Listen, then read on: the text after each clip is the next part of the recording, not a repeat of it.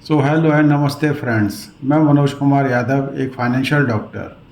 Friends, आज हम इस वीडियो में बात करेंगे एलआईसी के बीमा ज्योति प्लान नंबर 860 के संबंध में।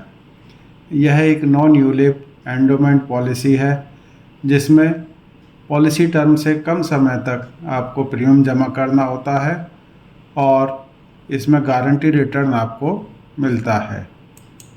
तो आइए अब जानते हैं इसको विस्तार से। सबसे पहले eligibility condition and other restrictions. Minimum basic sum assured. तो इस पॉलिसी में मिनिमम सम एश्योर्ड 1 लाख रुपए है, यानी कि 1 लाख रुपए से कम की पॉलिसी कोई भी व्यक्ति नहीं ले सकता।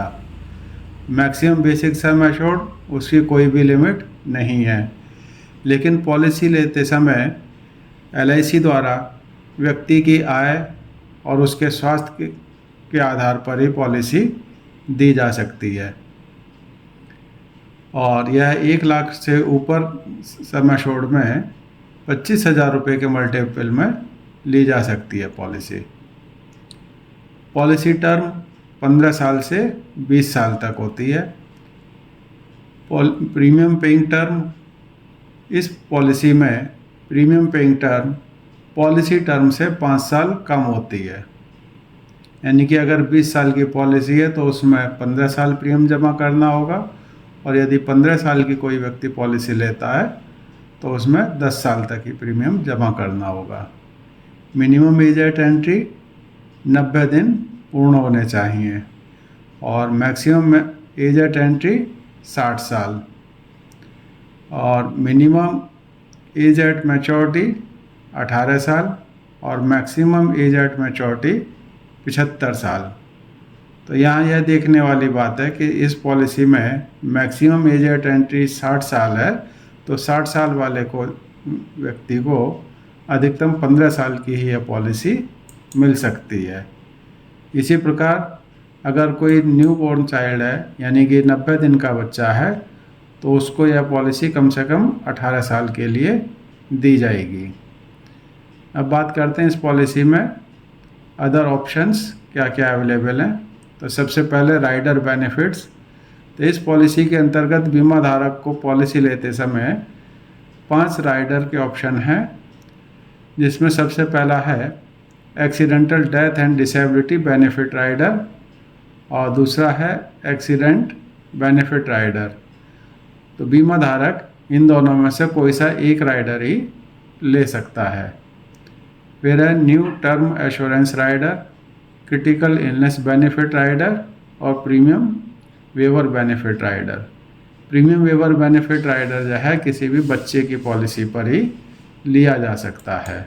अब दूसरा आता है इसमें settlement option for maturity benefit, यानी कि इस पॉलिसी में बीमा धारक के पास में यह विकल्प उपलब्ध होता है कि वह अपनी पॉलिसी की मैच्योरिटी को या तो एक साथ ले ले या फिर उसको 5 साल, 10 साल और 15 साल की अवधि में किस्तों में भी ले सकता है और इसके लिए वह पॉलिसी की मैच्योरिटी से कम 3 महीने पहले तक इस विकल्प का उपयोग कर सकता है। दूसरा होता है option to take death benefit in installment. इसी प्रकार अपने जीवन काल में कोई भी बीमा धारक यह सुनिश्चित कर सकता है कि उसकी डेथ होने के पश्चात उसके नॉमिनी को मिलने वाली धनराशि एक मुश्त दे दी जाए या वह भी 5 साल, 10 साल और 15 साल की किस्तों में दी जाए। अब बात करते हैं इस पॉलिसी में उपलब्ध अन्य बेनिफिट्स की। तो सबसे पहले डेथ बेनिफिट। तो डेथ बेनिफिट में भी सबसे पहले आ जाता है on death during the policy term before the date of commencement of risk, यानी कि अगर पॉलिसी किसी बच्चे के लिए ली जाती है और बच्चे का रिस्क कवर पॉलिसी लेने के 2 साल बाद या उसकी उम्र 8 साल होने पर, इन दोनों में से जो भी चीज़ पहले होगी उसके बाद में ही शुरू होता है। यानी कि अगर बच्चा 1 साल, 2 साल, 5 साल का है तो उसका रिस्क कवर पॉलिसी लेने के 2 साल के बाद में शुरू होगा और यदि बच्चे की उम्र पॉलिसी लेते समय 6 साल से अधिक है तो जैसे ही उसकी उम्र 8 साल होगी तब उसका रिस्क कवर शुरू होगा। तो रिस्क कवर शुरू होने से पहले ही अगर पॉलिसी होल्डर की डेथ हो जाती है तो उस कंडीशन में नॉमिनी को इस पॉलिसी के अंतर्गत जमा किए गए समस्त प्रीमियम की वापसी हो जाती है और उसमें से एक्स्ट्रा प्रीमियम या राइडर प्रीमियम या जीएसटी वगैरह जो है उसको घटा दिया जाता है। सेकंड आ जाता है on death during the policy term after the date of commencement of risk. तो रिस्क कवर शुरू होने के पश्चात में बेसिक सम एश्योर्ड का 125% या एनुअल प्रीमियम के 7 गुना, इन दोनों में से जो भी धनराशि अधिक होगी उसका भुगतान उस डेथ की तारीख तक गारंटीड एडिशन बोनस के साथ में कर दिया जाएगा। अब बात करते हैं मैच्योरिटी बेनिफिट। तो मैच्योरिटी पर भी इसमें बीमा धारक को बेसिक सम एश्योर्ड का भुगतान गारंटीड एडिशन के साथ में किया जाता है। गारंटीड एडिशंस इस पॉलिसी में 50 रुपये पर 1000 पर ईयर के हिसाब से हर वर्ष जो है गारंटीड एडिशन पॉलिसी में जुड़ता रहता है, जिसका भुगतान पॉलिसी की मैच्योरिटी पर या बीमा धारक की मृत्यु पर किया जाता है। पेमेंट ऑफ प्रीमियम्स, यानी कि इस पॉलिसी के प्रीमियम किस तरीके से जमा किए जा सकते हैं, तो इसमें सभी विकल्प उपलब्ध होते हैं बीमा धारक के पास में। वह ईयरली, हाफ ईयरली, क्वार्टरली या मंथली मोड में अपना प्रीमियम जमा करवा सकता है। लेकिन मंथली मोड में केवल नैच के माध्यम से या सैलरी सेविंग के माध्यम से ही प्रीमियम दिया जा सकता है। तो आइए अब इस पॉलिसी को एक एग्जाम्पल के रूप में देखते हैं। सबसे पहले मैच्योरिटी के रूप में देखते हैं। तो यहाँ हमने माना है कि एक व्यक्ति जिसकी उम्र 30 साल है और वह 20 साल की पॉलिसी लेता है, जिसके अंतर्गत उसको 15 साल तक प्रीमियम जमा करना होगा।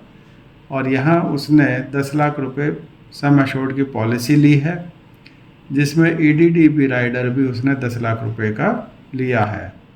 तो इस दशा में उस व्यक्ति का पहले साल का जो प्रीमियम जाएगा वो 82,545 रुपये एक साल का, यानी कि अगर इसको हम पर डे के हिसाब से देखें तो 226 रुपये पर डे बनता।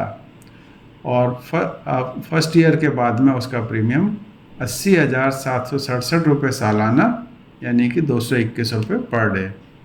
अब यहाँ हम देखते हैं कि इस 20 साल की पॉलिसी में बीमा धारक को केवल 15 साल तक ही प्रीमियम जमा करना होगा और इस 15 साल में उसके द्वारा कुल 12,13,283 रुपये प्रीमियम जमा किया जाएगा। और 15 साल के बाद में उसे अगले 5 साल तक किसी प्रकार का कोई प्रीमियम नहीं देना, और जब 20 साल पूरे हो जाएंगे तब उसको इसकी मैच्योरिटी मिल जाएगी। मैच्योरिटी पे उसको 10 लाख रुपए बेसिक सम एश्योर्ड और 20 साल का 50 रुपये पर 1000 पर ईयर के हिसाब से बोनस, या हम कह सकते हैं गारंटीड एडिशन, जो 10 लाख रुपए बन जाता है। तो इस प्रकार से उसको मैच्योरिटी पर गारंटीड 20 लाख रुपए मिलेगा। इसमें 1 रुपया भी उसको कम नहीं होगा। आइए अब इस पॉलिसी को एक दूसरे एग्जाम्पल के रूप में देखते हैं। और यहाँ यह मान लिया जाता है कि पॉलिसी लेने के 5 साल बाद उस व्यक्ति की डेथ हो जाती है। तो यहाँ भी हमने लिया है कि बीमा धारक जिसने पॉलिसी ली है उस समय उसकी आयु 30 साल थी।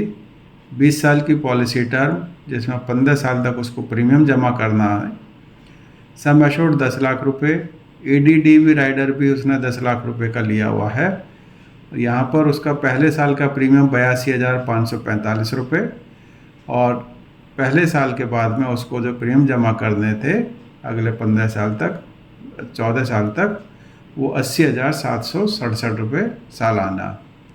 लेकिन यह हमने देखा कि 5 साल तक उसने प्रीमियम जमा किया और 5 साल में उसका टोटल जमा हो गया 4,05,613 रुपये, और उसके बाद में उसकी डेथ हो जाती है। तो यहाँ हम देखेंगे कि डेथ की कंडीशन में उसके नॉमिनी को क्या मिलने वाला है। तो यहाँ उसके नॉमिनी को बेसिक सम एश्योर्ड का 125%, यानी कि 10 लाख रुपए की पॉलिसी है तो 12.5 लाख रुपए एक मिलेगा, और 5 साल का उसको गारंटीड एडिशन, तो गारंटीड एडिशन 50 रुपये पर 1000 पर ईयर के हिसाब से 10 लाख रुपए पर जब हम कैलकुलेट करते हैं तो 50,000 रुपये सालाना, यानी कि 5 साल का गारंटीड एडिशन हो गया 2.5 लाख रुपए। तो इस प्रकार से उसके नॉमिनी को 15 लाख रुपए मिलेगा। लेकिन यहीं अगर उस व्यक्ति की एक्सीडेंट में डेथ हो जाती है तो नॉमिनी को 10 लाख रुपए एक्सीडेंटल डेथ बेनिफिट का भी मिलेगा, तो ये कुल रकम हो जाएगी 25 लाख रुपए। अब देखते हैं कि इस पॉलिसी में बीमा धारक को और क्या क्या सुविधा मिल जाती हैं।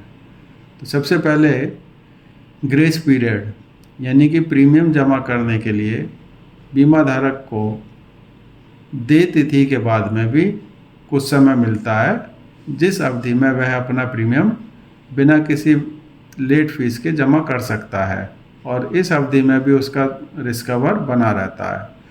तो यदि प्रीमियम की मोड जो है ईयरली, हाफ ईयरली या क्वार्टरली है तो उसको 30 दिन का ग्रेस पीरियड मिलता है, और यदि प्रीमियम मंथली जमा होता है तो उस दशा में केवल 15 दिन का ही ग्रेस पीरियड मिलता है। अब बात करते हैं रिबेट्स।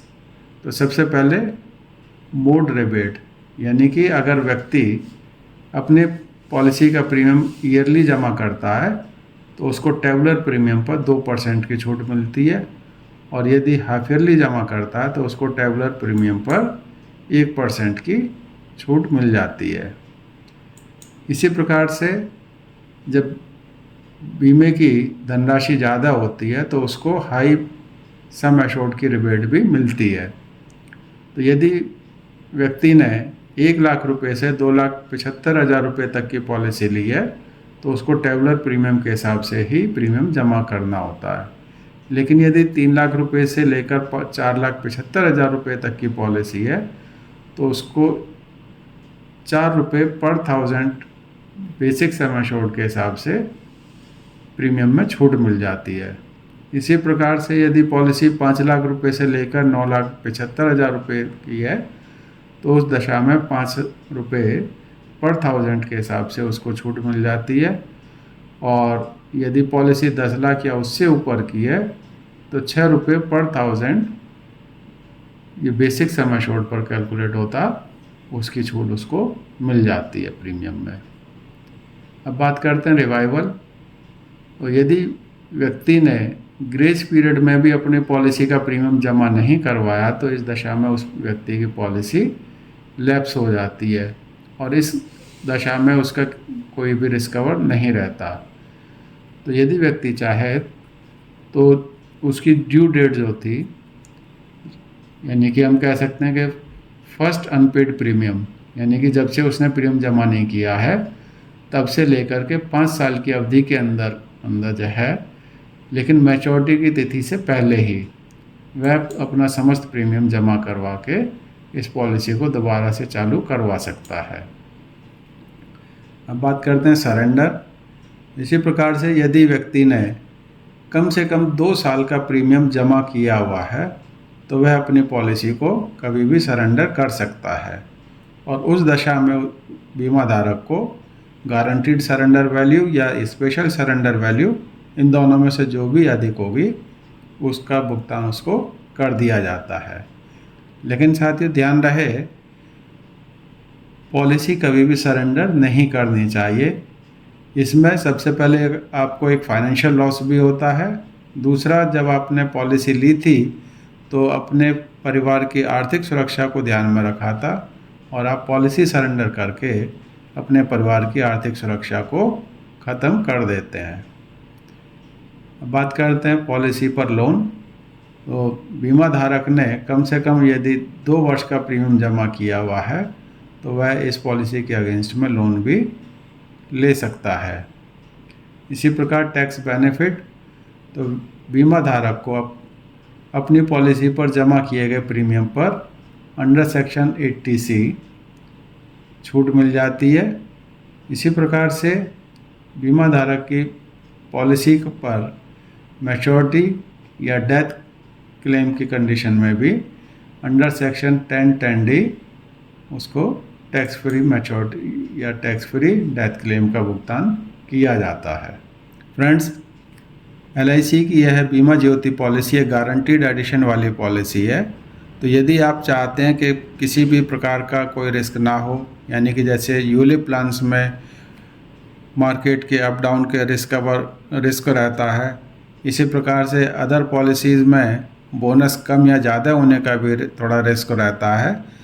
तो इस पॉलिसी में किसी भी प्रकार का कोई रिस्क नहीं है।